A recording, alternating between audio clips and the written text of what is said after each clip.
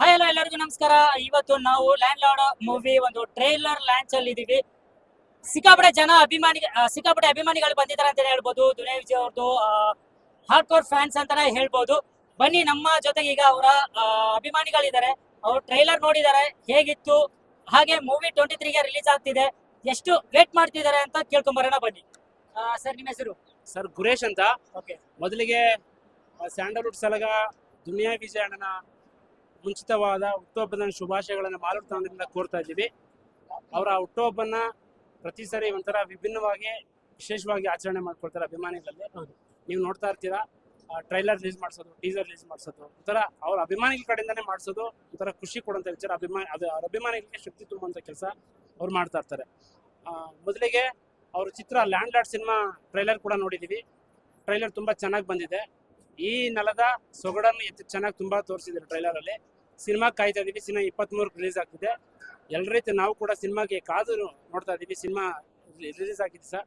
ಹಾಗಾಗಿ ಅವ್ರಿಗೆ ಇನ್ನು ಮುಂದಿನ ದಿನಗಳಲ್ಲಿ ಹೆಚ್ಚೆಚ್ಚು ಇದೇ ರೀತಿ ಸಿನಿಮಾಗಳನ್ನ ಮಾಡಲಿ, ಕನ್ನಡ ಚಿತ್ರರಂಗಕ್ಕೆ ಒಂಥರ ದೊಡ್ಡ ಕಂಬವಾಗಿ ನಿಂತ್ಕೊಳ್ಳಿ ಅಂತ ನಾವು ಪ್ರೀತಿಯಿಂದ ಹಾರೈಸ್ತೀವಿ ಸರ್.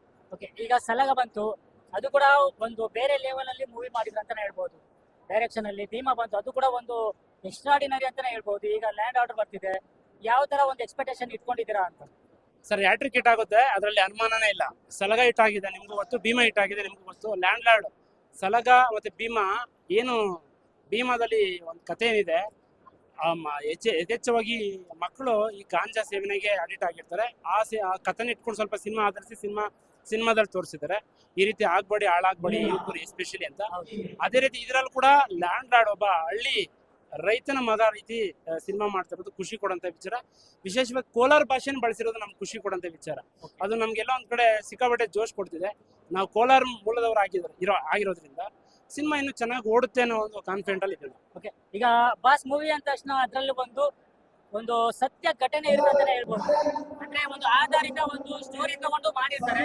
ಒಂದ್ ಸ್ವಲ್ಪ ಜನಕ್ಕಾದ್ರೂ ಅದು ಎಕ್ಸ್ಪೀರಿಯನ್ಸ್ ಆಗ್ಬೇಕು ಅನ್ಕೊಂಡು ಮಾಡ್ತಾರೆ ಅಂತಾನೆ ಮೂವಿನ. ಖಂಡಿತವಾಗ್ಲು ನೀವು ಹೇಳಿ ಸತ್ಯ.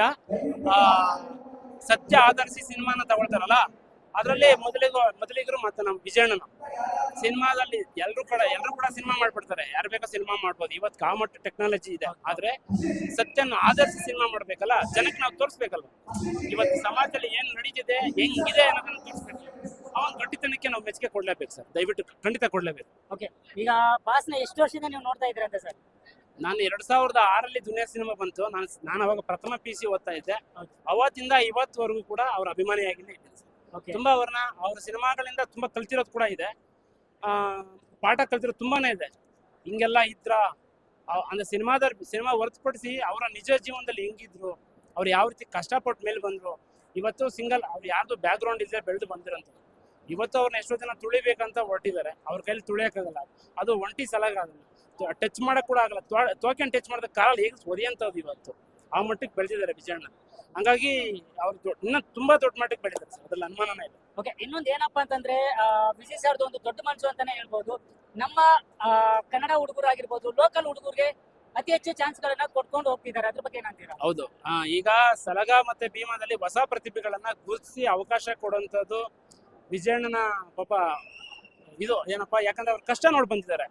ಅವ್ರ ಕಷ್ಟ ನೋಡಿದ್ರಿಂದ ಹೊಸಬರಿಗೆ ಅವಕಾಶ ಕೊಡ್ತಿರೋದು ಖುಷಿ ವಿಚಾರನೆ. ಅದು ಅದರಲ್ಲೂ ಖುಷಿ ಇದೆ. ನಮ್ಗೆ ಹೊಸ ಪ್ರತಿಭೆಗಳನ್ನ ಪರಿಚಯ ಮಾಡಿಸ್ತಾ ಇದ್ದಾರೆ. ಅವ್ರಿಗೂ ಒಳ್ಳೇದಾಗಿ. ಕೊನೆದಾಗ ಏನ್ ಹೇಳಕ್ ಇಷ್ಟಪಡ್ತೀರಾ ಸರ್? 23ಗೆ ಮೂವಿ ರಿಲೀಸ್ ಇದೆ.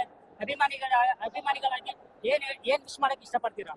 ಅವರ ಅಭಿಮಾನಿಗಳ ವತಿಯಿಂದ ನಾವೇನಕ್ಕೆ ಇಷ್ಟಪಡ್ತೀವಿ, ಇದೇ ರೀತಿ ಸಿನಿಮಾಗಳನ್ನ ಹೆಚ್ಚು ಮಾಡ್ಲಿ, ಇನ್ನ ಕನ್ನಡ ಚಿತ್ರರಂಗದಲ್ಲಿ ದೊಡ್ಡ ಮಟ್ಟಕ್ಕೆ ಬೆಳೀಲಿ.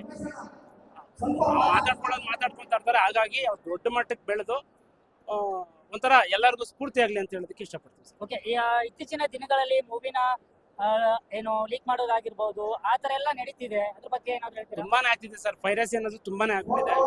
ಆಟದ ಗೊಂಬೆ ಆಗೋಗಿದೆ ಪೈರಸಿ. ಅದರಲ್ಲಿ ಪ್ರೈವೇಟ್ ವೆಬ್ಸೈಟ್ ಲಿಂಕ್ಗಳಿದೆ, ಗೂಗಲ್ ಅಲ್ಲಿ ಹುಡುಕಲು ಸಿಗುತ್ತೆ. ದಯವಿಟ್ಟು ಸರ್ಕಾರ ಕ್ರಮ ಜರುಗಿಸಿ ಆ ಪ್ರೈವೇಟ್ ಲಿಂಕ್ಗಳನ್ನ ಡಿಲೀಟ್ ಮಾಡಿಸಿ ಪೈರಸಿ ಆಗದೇ ಇರೋ ತರ ಸರ್ಕಾರ ನೋಡ್ಕೊಳ್ಬೇಕಾಗುತ್ತೆ. ಸಿನಿಮಾದವ್ರು ಪಾಪ ಸಿನಿಮಾ ಬಂಡವಾಳ ಹಾಕಿ ಸುರಿದಿರ್ತಾರೆ. ಬರೀ 2 ಗಂಟೆಯಲ್ಲಿ ಅವರು ಪೈರಸಿ ಮಾಡಿ ವೆಬ್ಸೈಟ್ ಅಲ್ಲಿ ಅಪ್ಲೋಡ್ ಮಾಡ್ಬಿಡ್ತಾರೆ. ಹಂಗಾಗಿ ಇವ್ರಿಗೆ ಪ್ರೊಡ್ಯೂಸರ್ಗೆ ಲಾಸ್ ಆಗುತ್ತೆ. ಹಂಗಾಗಿ ಆಗ್ಬಾರ್ದು ಅನ್ನೋದು ನಮ್ದು ಕೂಡ ಒತ್ತಾಯ ಇದೆ. ದಯವಿಟ್ಟು ಸರ್ಕಾರ ಇದನ್ನ ಸೂಕ್ಷ್ಮವಾಗಿ ಪರಿಗಣನೆ ತಗೊಂಡು ಮುಂದಿನ ದಿನಗಳಲ್ಲಿ ಯಾವ ರೀತಿ ಪೈರಸಿ ಆಗದೆ ಇರಬೇಕು ಅನ್ನೋದನ್ನ ತಡೆಗಟ್ಟಬೇಕು ಸರ್. ಸರ್ಕಾರನೇ ಮಾಡ್ಬೇಕು ಅದು. Okay, thank you sir. Thank you sir. Kariya ಅಂತ ಬಂದು ಕರ್ನಾಟಕಕ್ಕೆ ಐ ಲವ್ ಯು ಅಂತ ಹೇಳಿ ಎಲ್ರ ಮನಸ್ಸನ್ನು ಗೆದ್ದಿರುವಂತಹ ದುನಿಯಾ ವಿಜಯ್ ಅವರ ಅಭಿಮಾನಿಗಳು ಏನ್ ಮಾತಾಡಿದ್ರು ಇಷ್ಟೊತ್ತು ನೋಡಿರ್ತೀರಾ. ನಿಮ್ಗೆ ಏನ್ ಅನಿಸ್ತು ಅಂತ ಕಮೆಂಟ್ ಮಾಡಿ. ಹಾಗೆ ಎಲ್ರು ಕೂಡ 23 ಜಾನ್ಗೆ ಲಾರ್ಡ್ ಲ್ಯಾಡು ಥಿಯೇಟರ್ ಅಲ್ಲೇ ರಿಲೀಸ್ ಆಗ್ತಿದೆ. ಎಲ್ರು ಕೂಡ ಥಿಯೇಟರ್ಗೆ ಹೋಗಿ ನೋಡಿ ಅಂತ ಹೇಳಕ್ ಇಷ್ಟಪಡ್ತೀನಿ. ಹಾಗೆ ನಮ್ಮ ಚಾನಲ್ ಕೂಡ ಸಬ್ಸ್ಕ್ರೈಬ್ ಮಾಡಿ. Thank you so much.